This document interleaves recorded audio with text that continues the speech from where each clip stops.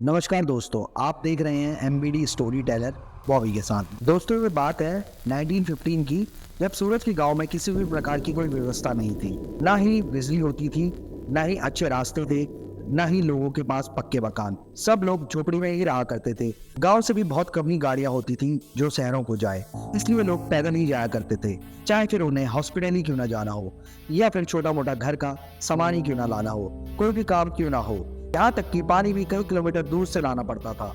उस जमाने में सब लोग लालटेन का इस्तेमाल करते थे रात में जाने के लिए।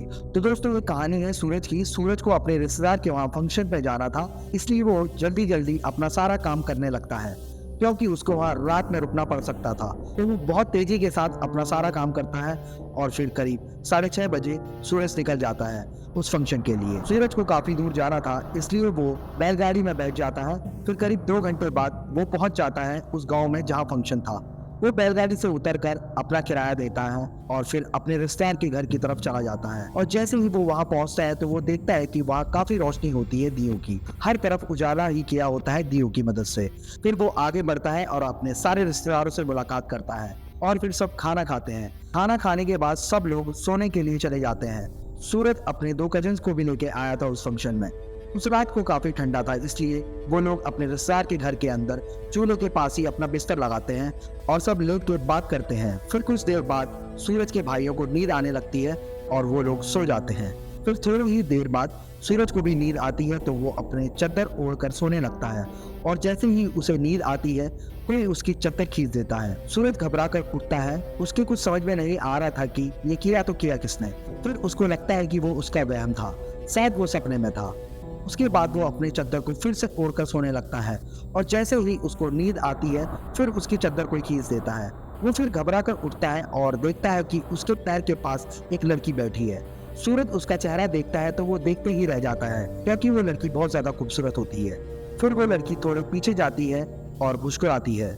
उसकी मुस्कुराहट को देखकर सूरज भी मुस्कुराने लगता है और वो खड़ा हो जाता है और आगे बढ़ता है। फिर वो लड़की घर के बाहर जाती है तो सूरज भी उसके पीछे पीछे जाने लगता है। वो काफी बार उसका नाम भी पूछता है, पर वो लड़की उसकी बात का कोई जवाब नहीं देती, बस मुस्कुराती है और आगे बढ़ जाती है।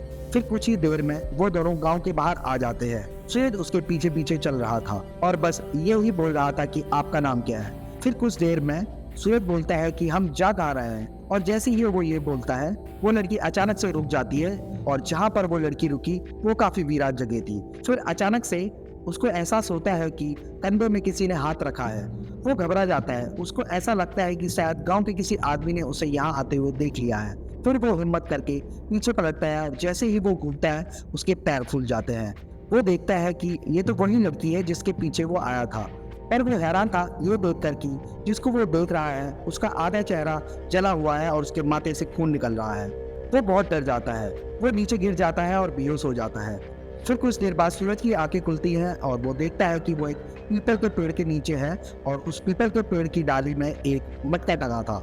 वो जैसे तैसे अपने पैरों पर खड़ा होता है और फिर अचानक से उस मटके से आवाजें आने लगती हैं और वो मटका बहुत तेजी के साथ छूने भी लगता है। सूरज को कुछ समझ नहीं आ रहा था कि उसके साथ ये सब क्या हो रहा है, पर वो इतना तो समझ गया था कि उसने बहुत बड़ी गलती कर दी है उस लड़की के पीछे आके। लेकिन फिर अचानक से उस मटके में से आवाजें आनी बंद हो जाती है और वो मटका थोड़ी ही देर बाद लाल रंग से काले रंग का होने लगता है। मटके को रंग बदलता देखकर सूरज काफी घबरा जाता है और वहां से भागने की कोशिश करता है, मगर वो अपने पाँव नहीं हिला पा रहा था। उसके पाँव रुक से गए थे और फिर इस मटके से एक बार फिर से आवाजें शुरू हो जाती हैं। लेकिन इस बार वो आवाजें किसी लड़की की थी और वो लड़की बोल रही थी कि कोई है, कोई है, कोई मेरी मदद करो। लेकिन सूरज करता भी तो क्या करता, उसके पाँव जमीन पर ही जमे हुए थे। फिर अचानक से वो मटका फूट जाता है और उसके अंदर से राख निकलती है और जैसे ही वो सारी राख नीचे गिरती है उससे वो ही लड़की की तस्वीर बन जाती है जिसके पीछे सूरज आया था। सूरज को अब लगने लगा था कि वो नहीं बच पाएगा। वो भगवान को याद करने लगता है। फिर अचानक से उसका पैर ठीक हो जाता है। वो भागता है और कुछ ही दूर बाद उसका पैर किसी चीज से टकराता है और वो नीचे गिर जाता है। जैसे ही वो नीचे गिरता है उसका सर किसी चीज से टकराता है और वो फिर बेहोश हो जाता है। अब कुछ देर बाद उसकी आंखें खुलती हैं तो वो देखता है कि वो किसी नदी के किनारे लेटा है और उससे कुछ ही दूर एक चिता जल रही है और उस चिता के पास वही लड़की बैठी हुई थी जिसके पीछे पीछे वो आया था। वो कहीं और नहीं बल्कि शमशान घाट में होता है। तो फिर खड़ा उठता है और भागता है। जैसे ही वो भागने लगा उसके पीछे वो लड़की भी आने लगती है। वो बहुत तेजी के साथ दौड़ता है और गांव के अंदर पहुंच जाता है। और जैसे ही गांव के अंदर वो कदम रखता है तो वो देखता है कि उसके दोनों कजन आ रहे थे। वो उन दोनों को देखकर चिल्लाने लगता है और बोलता है कि मुझे बचा लो, वो लड़की मुझे मार डालेगी। इन दोनों को कुछ समझ में नहीं आता कि सूरज ऐसी बातें क्या कर रहा है, और वो सूरज से बोलते हुए कि कौन है जो तुम्हें मारेगी। तो वो रात की सारी बातें अपने भाइयों को बताता है। तो फिर वो दोनों सूरज को वापस ले जाते हैं और घर में वो बूढ़े आदमी को बुलाते हैं जो उसी गांव में रहता था। वो आदमी झाड़ फूक वाला होता है। वो सूरज को एक गिलास पानी में रात पिलाकर पिलाता है। कुछ देर बाद सूरज सही हो जाता है। फिर उसके बाद वो उस आदमी से पूछता है कि वो लड़की कौन थी। तो बूढ़ा आदमी उस लड़की के बारे में सब बताता है कि उस घर में तुम्हारे रिश्तेदार रहते हैं, उसी घर में पहले वो लड़की और उसका पति रहा करते थे। उस लड़की की जिससे शादी हुई थी वो अच्छा खासा अमीर था और वो लड़की थोड़े गरीब घर से थी।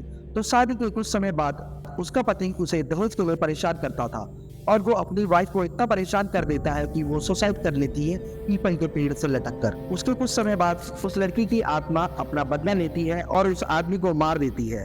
पर अपना बदला लेने के बाद भी वो आत्मा कहीं नहीं जाती है, बल्कि उसी गांव में भटकती है और लोगों को परेशान करती है। अब सूरज को समझ में आ गया था कि वो एक सताई हुई लड़की थी, इसलिए ये सब हो रहा था उसके साथ। फिर वो लोग अपने गांव चले जाते हैं और फिर उस दिन के बाद सूरज कभी उस गांव में वापस नहीं आता। तो दोस्तों, आपको क्या लगता है, सूरज को उस गांव में वापस जाना चाहिए या नहीं? कमेंट बॉक्स में जरूर बताइए आप लोग। मिलते हैं नेक्स्ट स्टोरी में। वीडियो अगर अच्छी लगी हो तो वीडियो को लाइक कर दीजिए, चैनल को सब्सक्राइब जरूर करिए और अपने दोस्तों के साथ शेयर करिए। Thank you for watching the video guys. मिलते हैं कल रात 9:30 बजे। Bye bye.